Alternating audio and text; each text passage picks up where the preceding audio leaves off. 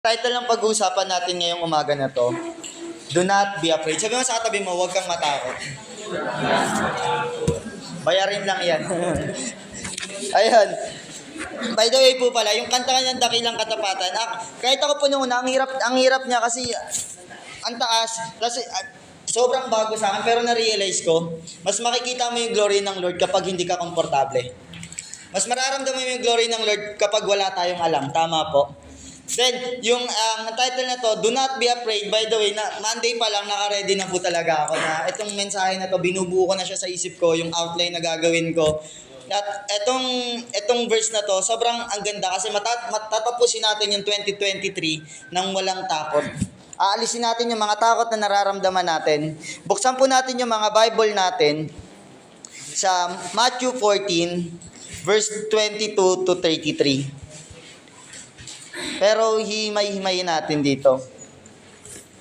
Sabi dito sa verse 22 to 23, agad pinasakay ni Jesus sa bangka ang mga alagad at pinauna sa kabilang ibayo, samantala pinauwi naman niya ang mga tao. Matthew 14 verse 22 to 33, matapos niyang paalisin ng mga tao, mag-isa siyang umakyat sa bundok upang manalangin. Nag-iisa siyang inabot doon ng gabi.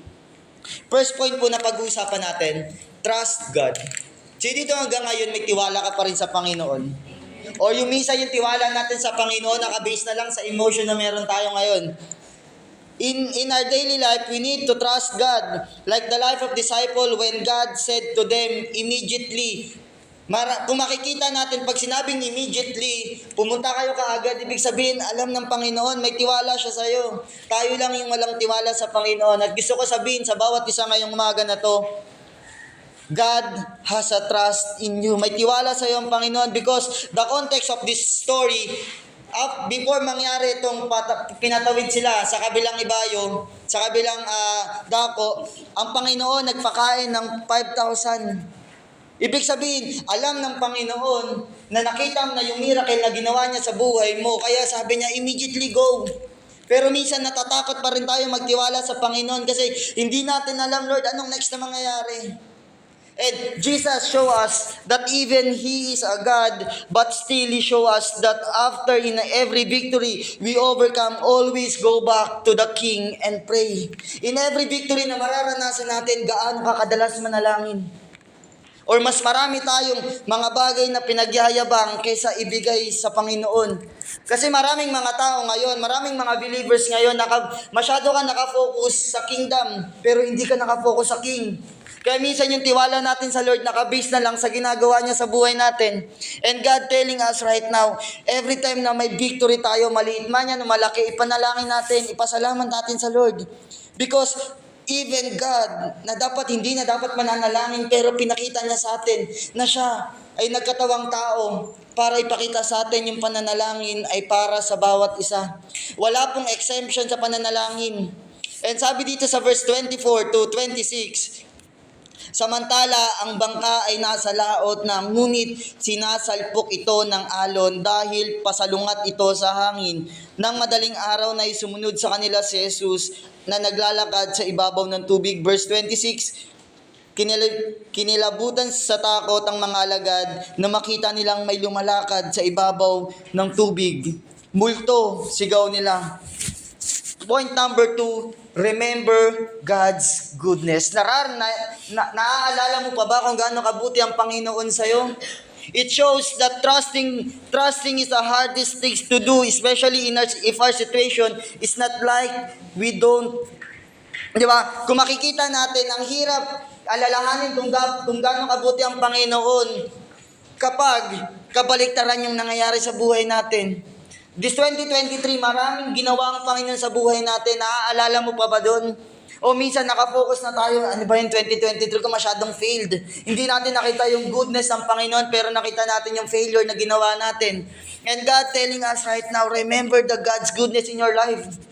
Hindi ka po pinabayaan ng Panginoon ngayon 2023. And sabi dito, strong wind and heavy waves is the root why until now we are afraid on raging seas or financial issue, emotional issue. Matatapos na yung 2023, bakit financial issue pa rin yung kinakatakutan natin?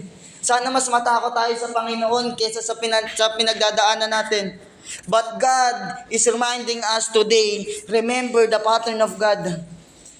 Remember the pattern of God. Alam niyo po, sagutin niyo po ito. Example natin. 2, 4, 6. Anong kasunod? Anong kasunod po? 8. Ganun po ang Panginoon sa buhay nyo. Hindi ka po iniwanan ng Panginoon. Remember, 2, 4, di ba? Bakit alam natin yung 8? Kasi alam natin ang Panginoon po ang magpo-provide sa inyo. Di ba alam natin, 1, 2, 3, 4, 5. Ang kasunod po ng 6, alam natin ang Panginoon, papadaanin ka sa apoy, pero hindi ka niyang papabayaang malulubog ka dyan. Kaya remember the pattern of God in your life. Remember, kung ang Panginoon pinabayaan ka ngayon 2023, sino yung tumulong sa'yo nung mga bandang early month? Ang Panginoon po ay laging nandyan para sa'yo.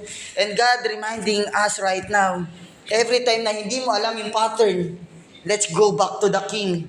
Lord, ipaalala mo sa akin yung pattern na, Lord, without you, I am nothing. Without you, wala kaming magagawa. Dahil lang, Lord, hindi porkit matatapos na yung 2023, iniwanan ka na ng Panginoon. I will tell you this, matatapos ng 2023 na kasama mo yung Panginoon. Remember God's goodness in your life. If you will face the uncontrollable situation, remember the goodness of God. Every time na nararamdaman mo, parang may takot ako nararamdaman, bakit mas malaking problema kaysa sa faith ko sa Panginoon, alalahanin mo yung pagmamahal sa'yo ng Panginoon. Yung Panginoon na nag-provide sa'yo ng financial, yung Panginoon na nagpagaling sa'yo nung may sakit ka.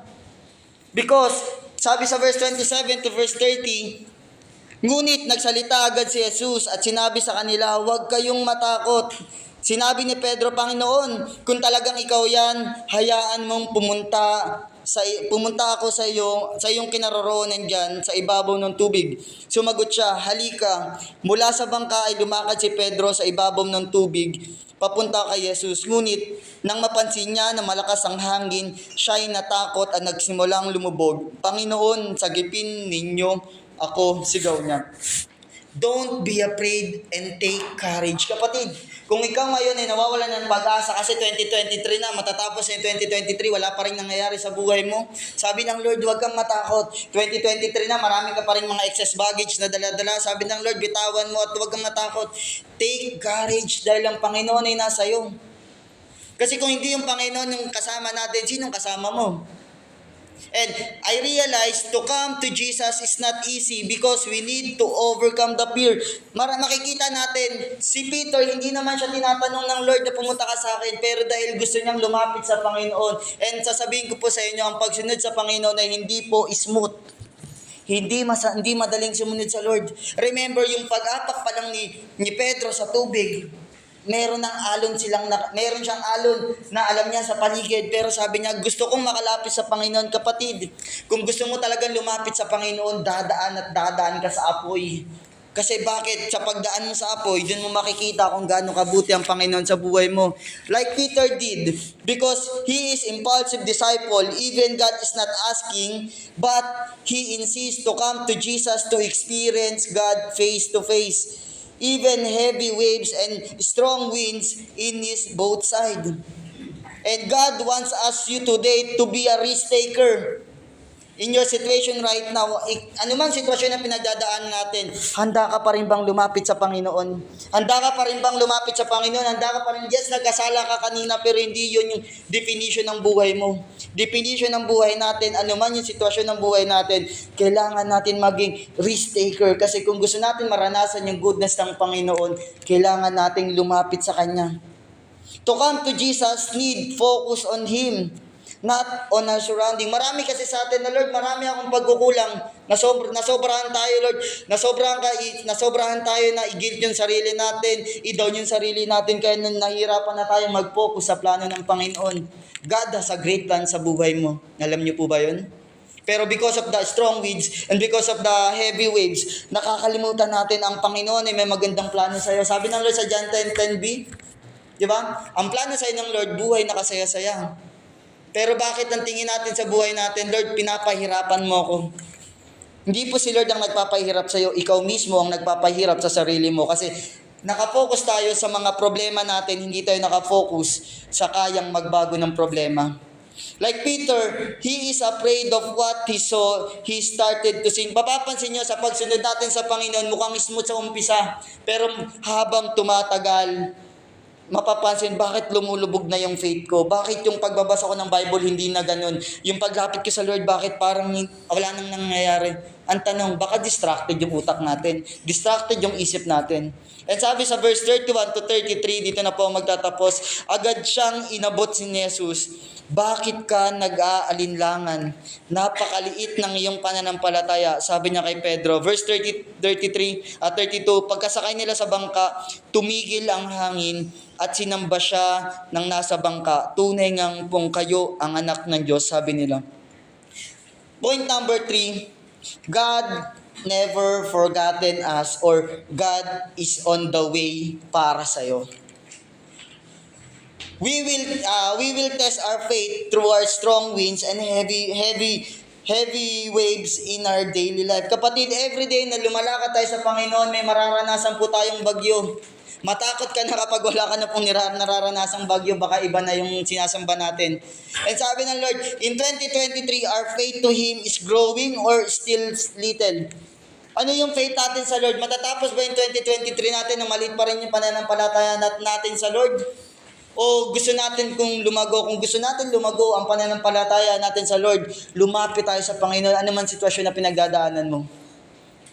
Conclusion, 2023 is not yet done, kaya huwag ka pong matakot. Take courage, may plano pa sa'yo ang Panginoon.